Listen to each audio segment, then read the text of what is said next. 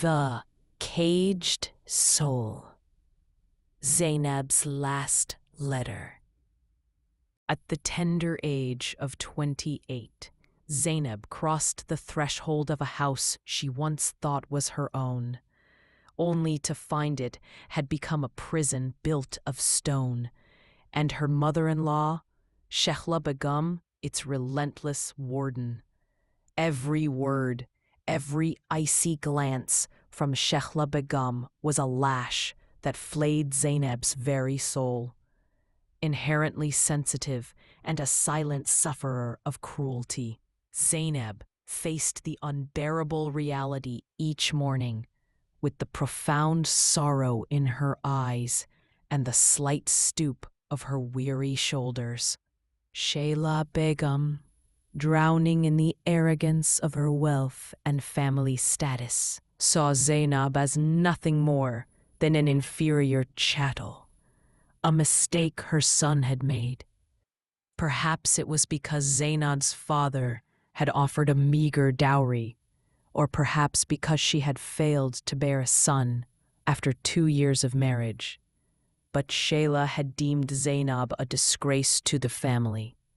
She inflicted upon her every humiliation and torment that she wouldn't even visit upon an outsider's innocent servant. At the tender age of 28, Zainab crossed the threshold of a house she once thought was her own, only to find it had become a prison built of stone, and her mother-in-law, Shehla Begum, its relentless warden. Every word, every icy glance from Shehla Begum was a lash that flayed Zainab's very soul. Inherently sensitive and a silent sufferer of cruelty, Zainab faced the unbearable reality each morning with the profound sorrow in her eyes and the slight stoop of her weary shoulders. Zainab's mornings always began with the sharp, scolding voice of her mother-in-law, who found fault in everything. The excess salt in the food, the imperfect crease of the laundry, and every perceived flaw in Zainab's very existence. Meanwhile, her husband, Fahad, paralyzed by his mother's dominance and the fear of losing his comfortable life, erected a thick wall of silence against his wife's suffering. This inaction wounded Zainab twice over, once by the acrid tongue of her mother-in-law, and a second time by the cold indifference of her husband. Each night, lying on her bed, Zainab remembered her father, her greatest pillar of strength and support. She would fleetingly consider returning to him, but the honor of her family and the fear of what people would say always stayed her feet. She would instead accept the cruelty as her fate and endure.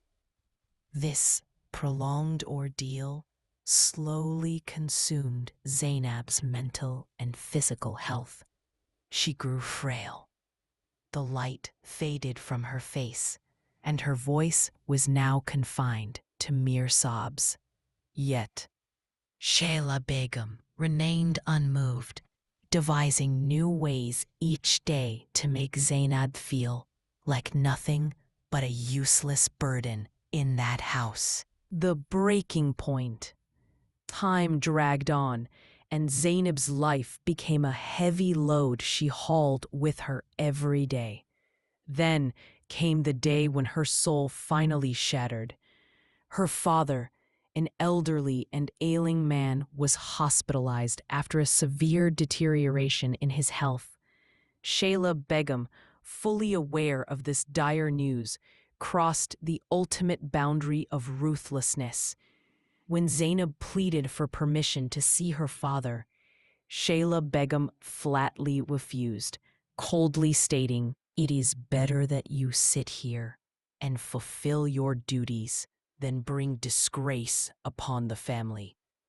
She then made her son, Fahad, swear not to tell Zainab about her father's illness, fearing that if Zainab left, her own social standing would diminish and people would gossip about her household. Zainab begged desperately for her father, groveling before her mother-in-law, even collapsing at Fahad's feet. But his silence and Shayla Begum's granite resolve rendered her utterly helpless. Trapped within the house's walls, she wept oceans of tears for her father, her spirit agonizing with every moment she was prevented from tending to him. In her prayers, she cursed her own helplessness and the neglect of her husband. 2 weeks later, on a cold and desolate night, a message arrived on Zainab's phone from her younger brother, containing only 3 words: "Abu is no more." A final silence. The following morning, Zainab embraced a complete silence. She lodged no complaint, asked no questions, and did not even mention her father's death to her husband.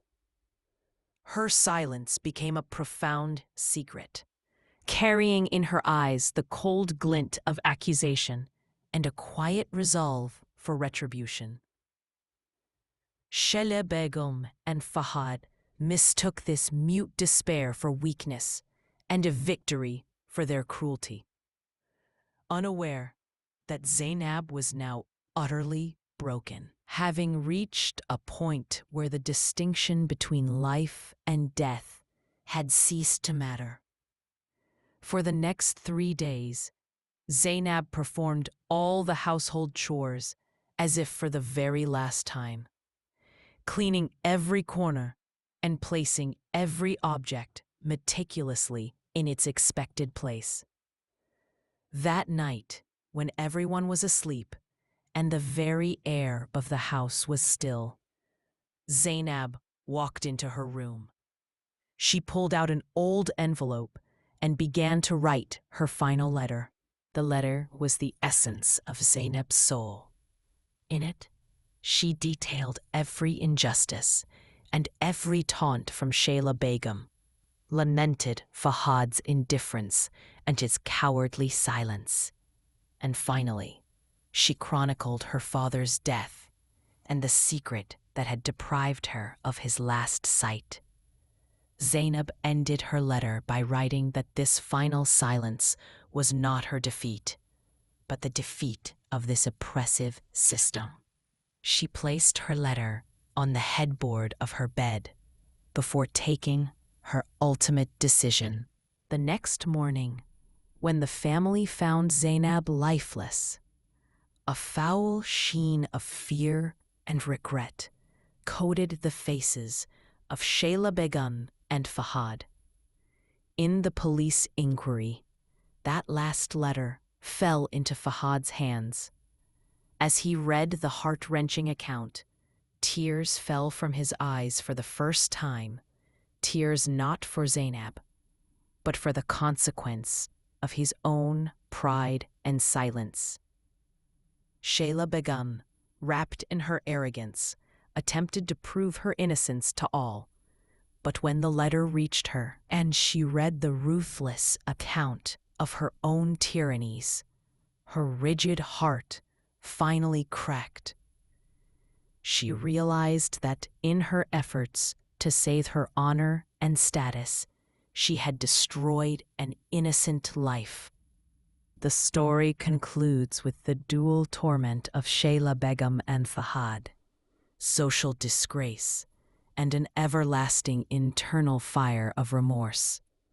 They have played equal roles in driving Zainab to her final path, and the last letter became an unforgettable screaming penalty for their sins, condemning them for the rest of their lives.